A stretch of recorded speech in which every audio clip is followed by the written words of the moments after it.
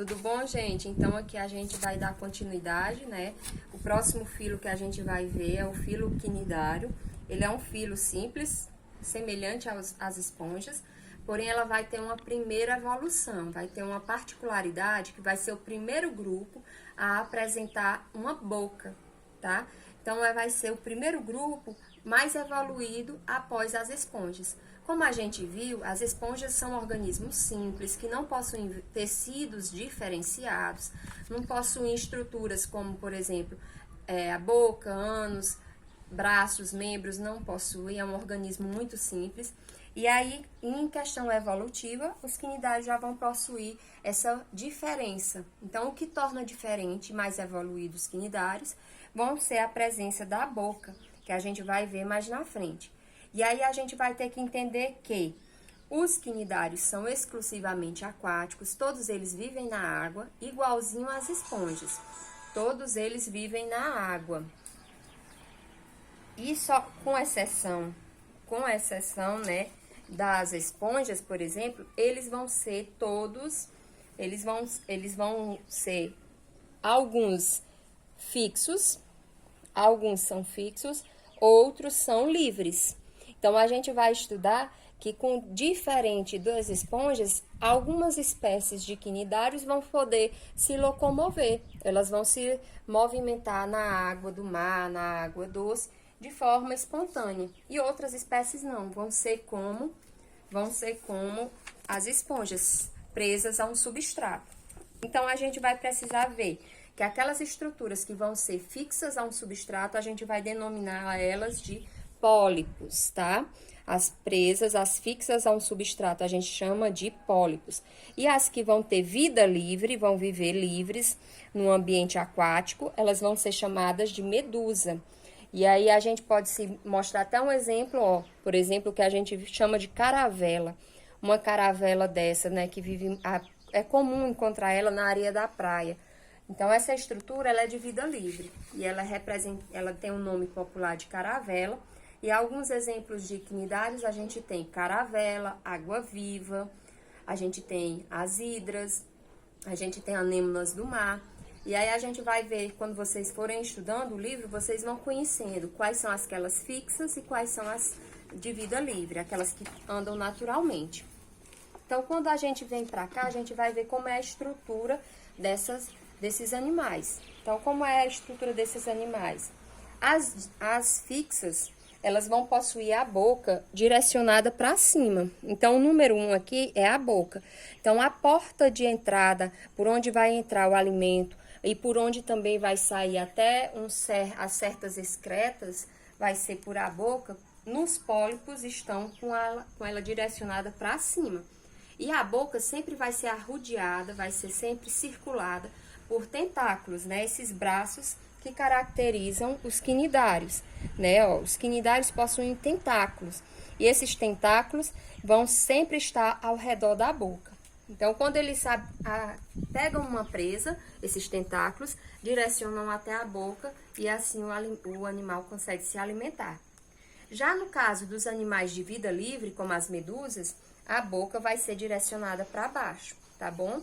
E aí, da mesma forma, vai possuir tentáculos, vai ter essa cavidade interna, onde lá vai acontecer trocas gasosas, a digestão e a absorção de nutrientes que eles se alimentarem. Vai acontecer a questão das excretas, a formação daquilo que deve ser eliminado e exposto para fora do animal. E aí, com uma particularidade importante, nos tentáculos desses animais vão possuir uma estrutura urticante.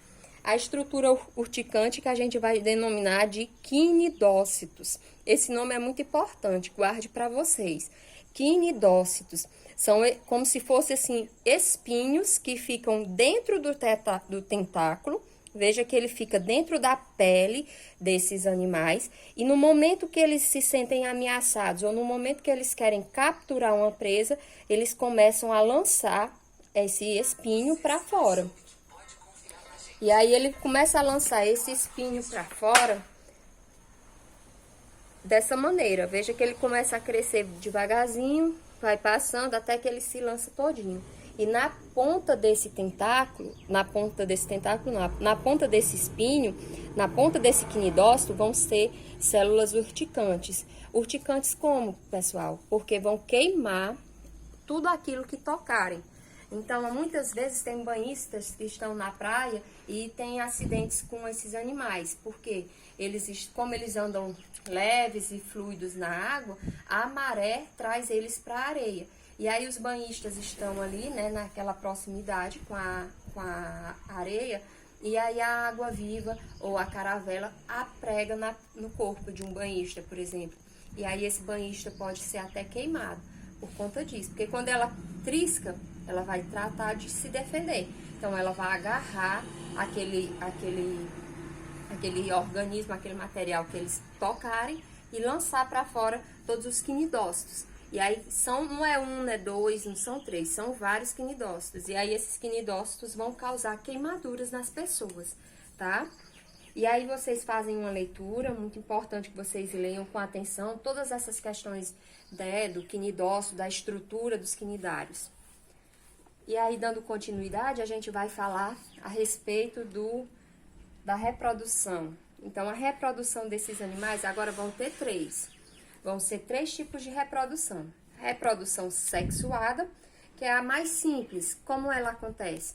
Tem uma caravela tem uma anêmona macho, tem uma anêmona fêmea. A anêmona macho lança o gameta masculino, a anêmona fêmea lança o seu gameta feminino, os dois se encontram na água. Veja que acontece uma reprodução externa, é uma reprodução fora de um corpo, então é uma reprodução externa.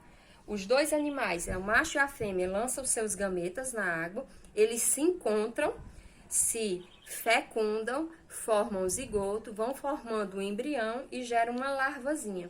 Essa larvazinha vai cair no substrato, vai se fixar nele e vai começar a se desenvolver, formando uma nova anêmona, né? Um novo animal. Já na reprodução assexuada, vai ser o exemplo, por exemplo, das hidras. As hidras fazem reprodução assexuada. E elas fazem como? Uma hidra, que eu não sei se não é macho nem fêmea, a gente não tem como distinguir, ela consegue gerar um broto. Então, vejam que é um raminho desse animal. E esse animal vai gerando esse brotinho. Veja que é parecido com ele. Com um certo momento, um certo tempo adequado, ele vai ser lançado ao substrato. E ele vai se prender ao substrato e vai crescer e se desenvolver. E assim continuar sua vida, tá? Isso é uma reprodução assexuada. Então, vocês podem ver que reprodução sexuada, quem faz? Anêmona do mar. Reprodução assexuada, hidra. E os dois são animais fixos.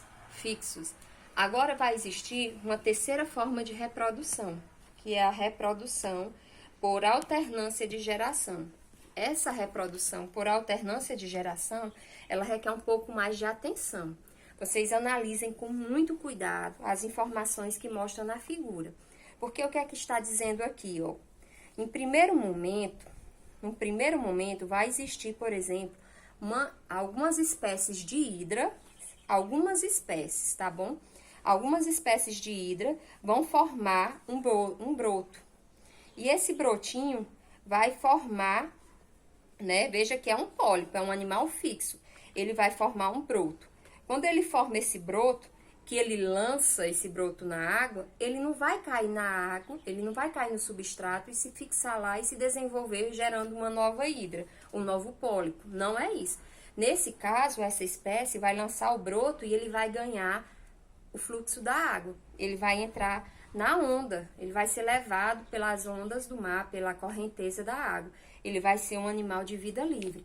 Então, nesse caso, esse brotinho vai dar origem a uma medusa, que é animais quinidários de vida livre. Então, essa medusa, ela vai ter um sexo. Ou ela vai ser macho, ou ela vai ser fêmea. Então, ela vai encontrar com outra medusa no ambiente aquático, seu ambiente de vida livre. Vão produzir gametas. E aí a medusa fêmea libera gameta feminino, a medusa macho libera gameta masculino. Esses dois gametas se unem, se fecundam, germinam e formam uma larvinha. E essa larvinha, né, veja, ó, que ela é gerada através da união desses gametas, ela vai cair no substrato e gerar um novo indivíduo. Um indivíduo dessa forma como agora? Um indivíduo de vida fixa, um indivíduo do tipo pólipo. Então, por isso que a gente chama alternância de geração. Por quê? Porque mistura uma hora reprodução sexuada, depois uma reprodução assexuada, e aí fica intercalando um tipo com o outro. Então, tudo dá início com uma reprodução, do tipo assexuada. Da reprodução assexuada, gera organismos livres que vão fazer reprodução sexuada. Essa reprodução sexuada vai gerar um indivíduo não mais livre, e sim um indivíduo de vida fixa, tá? Então, a gente termina o conteúdo de quinidário falando sobre esses 3 tipos de reprodução. Vocês leiam com atenção, tomem cuidado e respondam às atividades da página 228, 229, tá? Bom estudo e até a próxima semana.